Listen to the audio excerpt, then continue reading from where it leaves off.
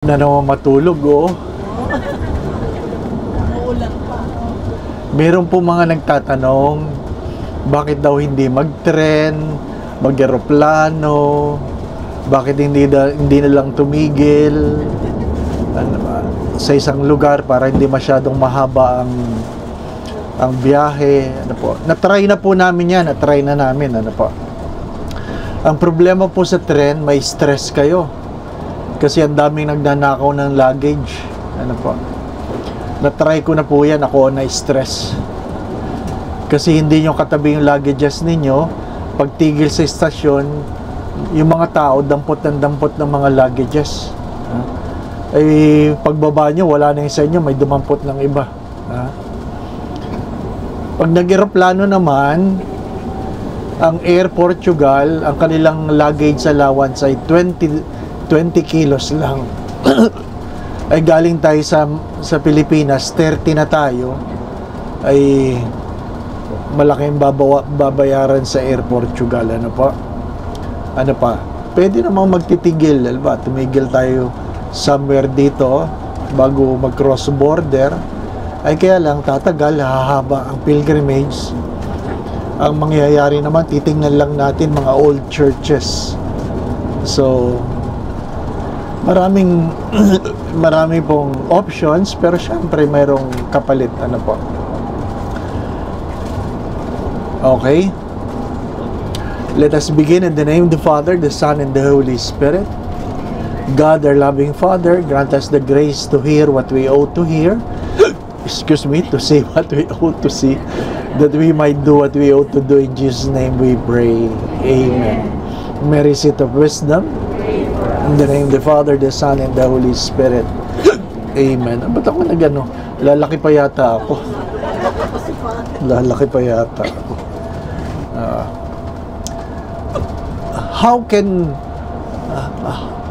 How can I hear God? Yun po ang tanong. Ano po? How can I hear God? Many times I've said this, that our common mistakes in life is not to commit sin, but to do the right thing, and yet it is not what God wants you to do.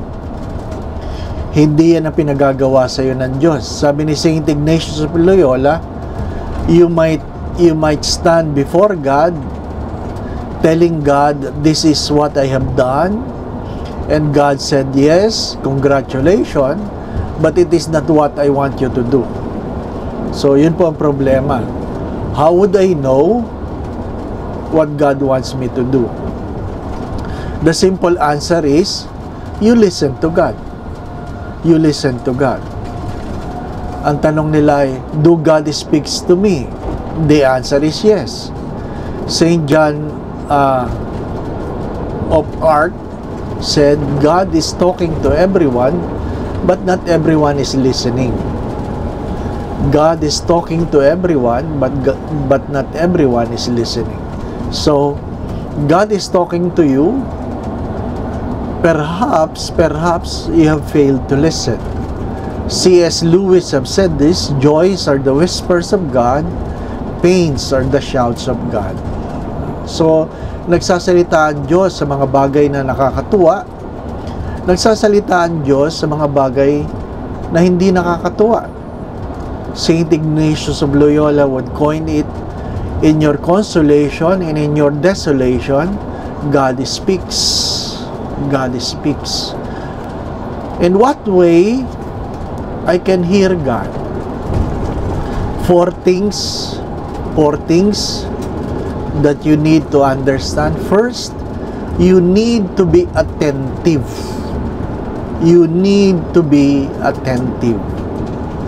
Pag sinabing attentive, ay hindi aware kayo sa nangyayari. Attentive means willing to hear even the words you don't want to hear. Willing to see even the things you don't want to see. Sabi po sa psychology, we are attracted to what is beautiful, what is delicious, and what could be a threat to your life. Automatic daw po yan. Attracted tayo to what is beautiful, not only to a person, anything that is beautiful. We are attracted to it. We are attracted to what is delicious, what satisfies the palate.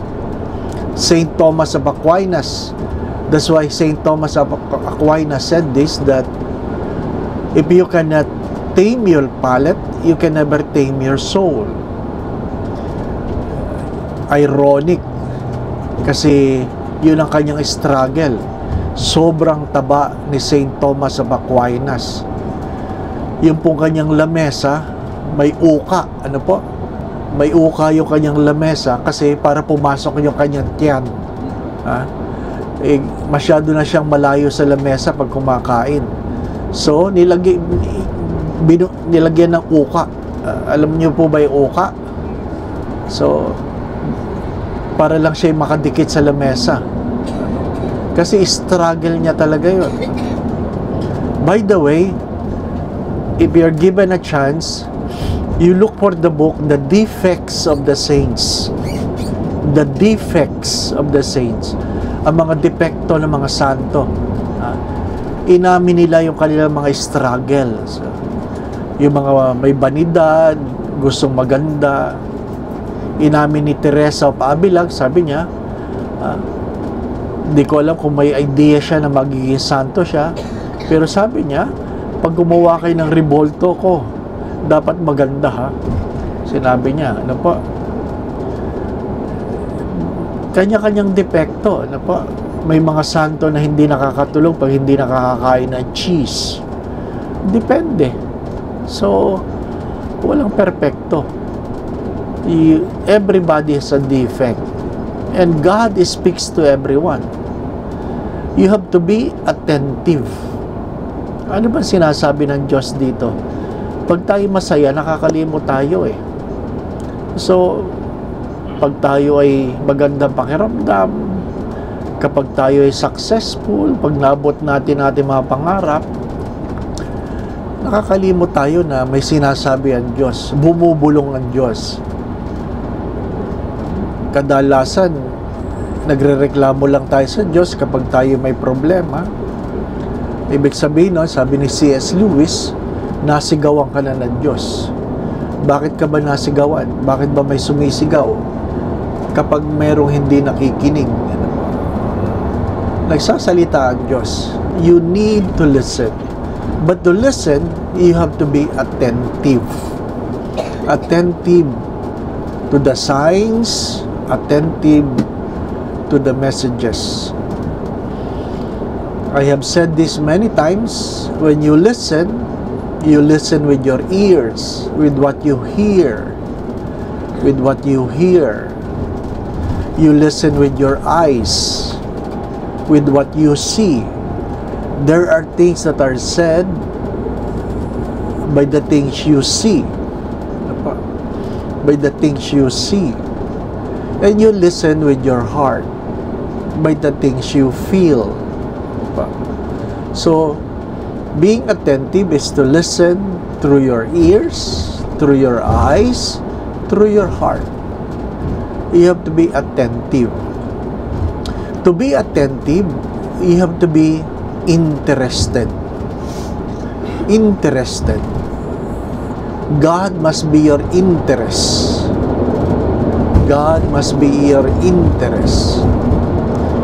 As the late Tom Green, Father Thomas Green, the Jesuit, ang tawag namin sa kanya, Thomas Verde. Thomas Green, meron po siyang aklat, Hungry for God. If you want to see God, meet God, hear God, you must hunger for God as much as you hunger for air. Without air, we die. So, you want to hear God, you must be attentive. To be attentive, you must be interested. Interested not only of the things you want to hear, but even of the things you don't want to hear. Ano po ang magandang image diyan? In the garden, the snake has spoken, telling Adam and Eve that if you eat the fruit of the tree, you will not die. You will not die. They did not ask the question, how come the snake is talking? They did not ask the question, how come the snake is talking?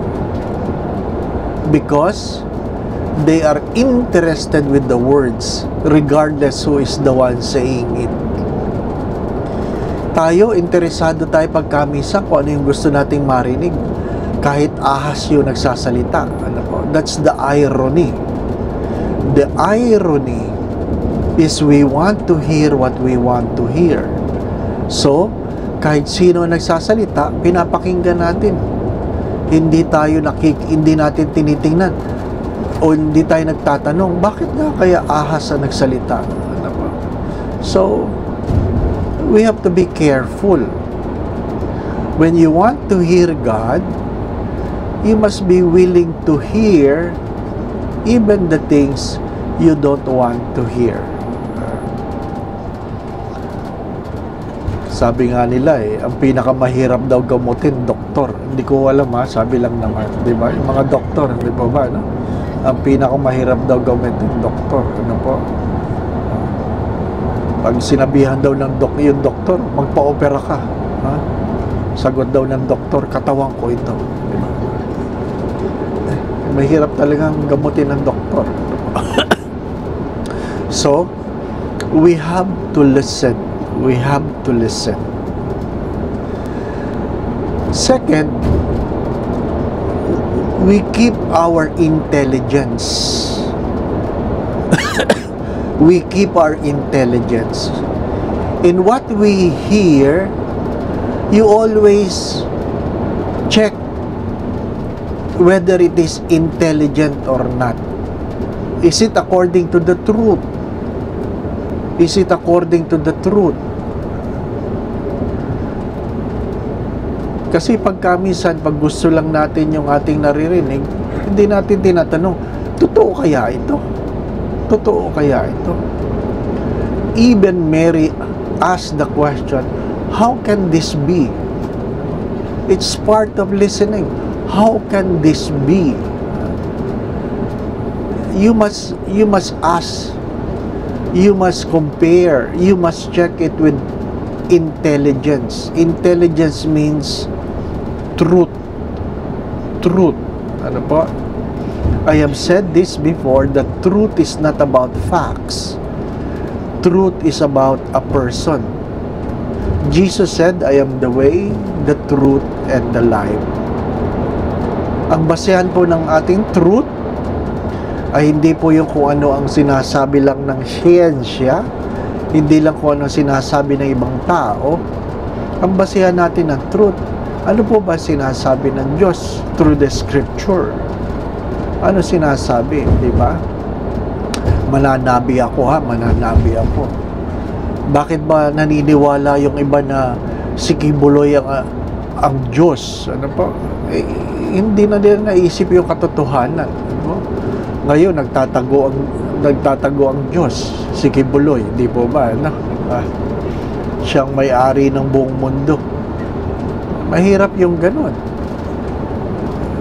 May pakinabang nagpupunta yung mga politiko na mano. Ano? Kasi may pakinabang. Totoo ba yun o hindi? Hindi, basta may pakinabang. You must check, ano? Hindi lahat ng nababasa natin sa Facebook, sa Google, kung ano man, kailangan natin chine-check. Ano po? Alam niyo namang member ako ng media. Ano po? Ibig sabihin ng media, diabetes. So, ang dami niyong nababasang, huwag ka nang uminom ng metformin, ganyan. I-check mo. I-check mo sa mga doktor. kung ano-ano na lang ang lumalabas, hindi po ba, no? Kung ano-ano na lang ang lumalabas. You must check. Be intelligent. Not only being attentive, be intelligent. Third, God is always reasonable. God is always reasonable. He is not always practical, but He is always reasonable. So, pag meron kayong pinapakinggan sa Diyos, hindi lang yung nadinig mo, hindi lang yung chine-check mo kung yan ay intelligent, kundi reasonable ba? Reasonable. Halimbawa, nagdadasal kayong ganyan, nahihirapan kayo dahil may problema kayo sa asawa ninyo. Ang nadinig niyo, iwanan ninyo ang asawa ninyo.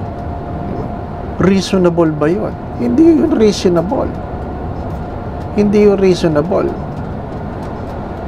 Kasi alam naman natin what God puts together, no one should separate. So, kahit gaano kahirap, alam natin, may naririnig tayo na hindi yan reasonable. Ano ba? Hindi yan reasonable. Unless the marriage is unlawful. Unless the marriage is unlawful. So, maganda pong pagtuunan ng pansin. Intelligent ba according to the truth? Third, reasonable ba? Reasonable ba? Maraming mga nagpapari, pero pag tinanong mo, bakit gusto mo magpari? Gusto ko maglingkod, Father. Gusto ko maglingkod. Ay, hindi yun ang basihan ng pagpapari. Hindi yan ang basihan ng pagpapari. Kasi pwede kang maglingkod nang hindi ka naman kailangang magpari. Ano pa? So, ano dapat? Maliwanag. Ano pa? Maliwanag. Yung sabi nga, gusto kong mag-asawa, Father.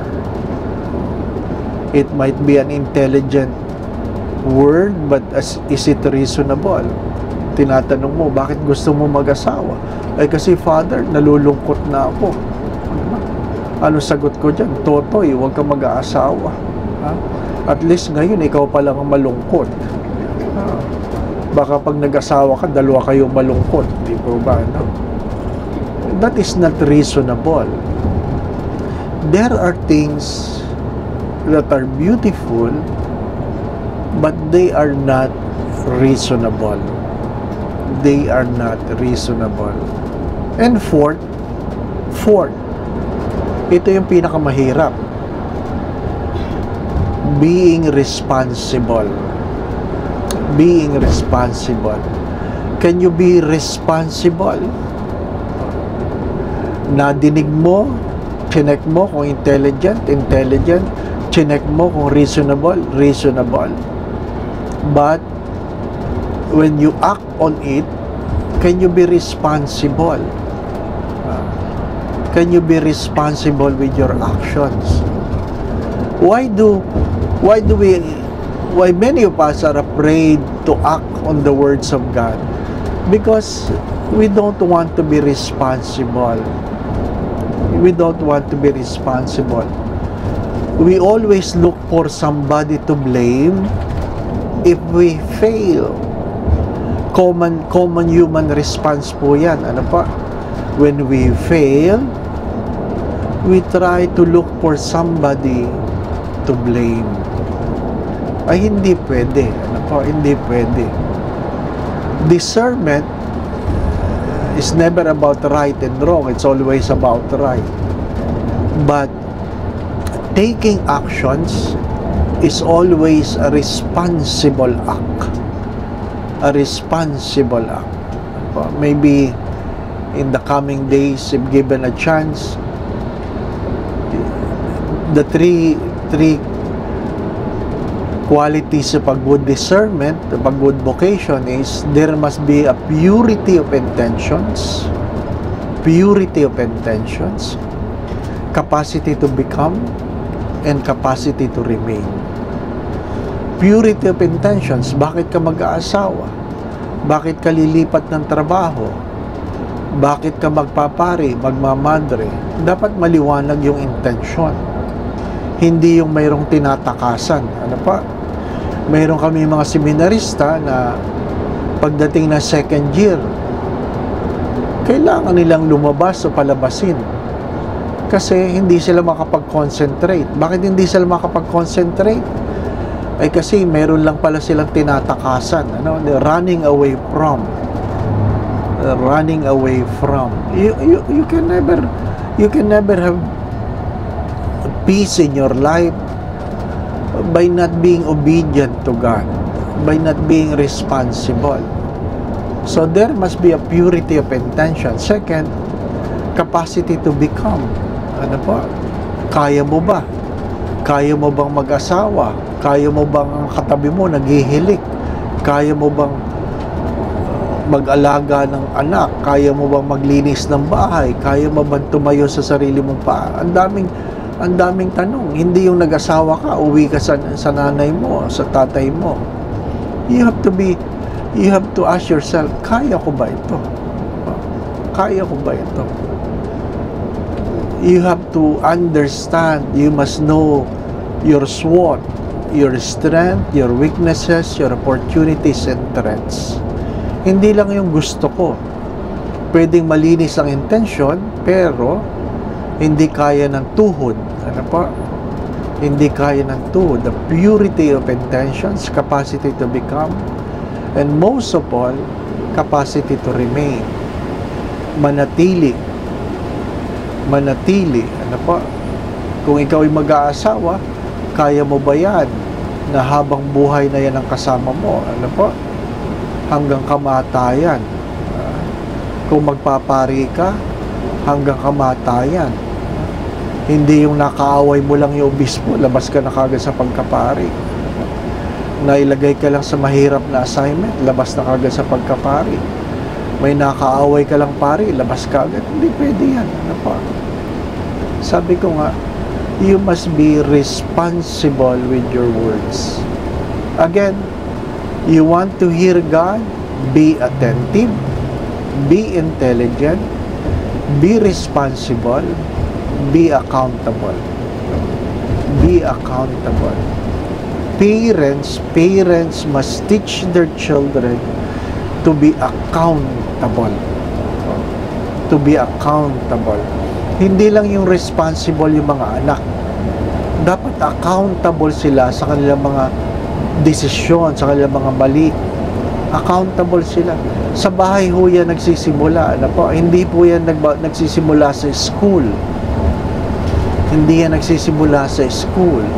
As many times I have said this to students, to parents, the children goes to school not just to bring home a diploma, but to bring home an education. To bring home an education. Hindi lang yung nag-uwi lang ng titulo, ng diploma. Madali lang magpagawa ng diploma sa rekto. Ano ba? Pero, may pinag-aralan ba? Yun ang problema. Ano ba? May pinag-aralan ba? Sino yung mga may pinag-aralan? People who can be accountable. People who can be accountable. Again,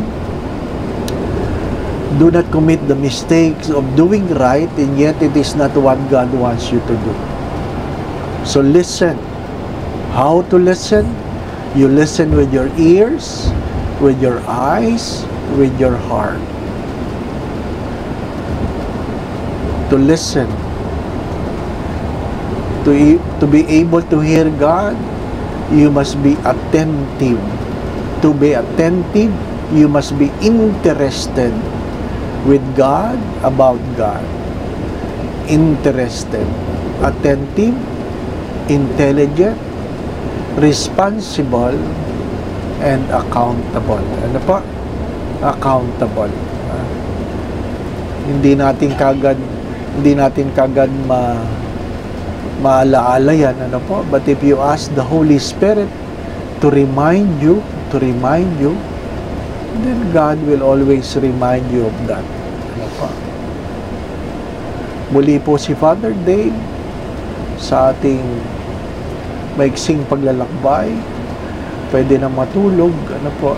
Sa ngalan ng Ama, Anak at Espiritu Santo. Amen. Magandang hapon po sa inyong lahat.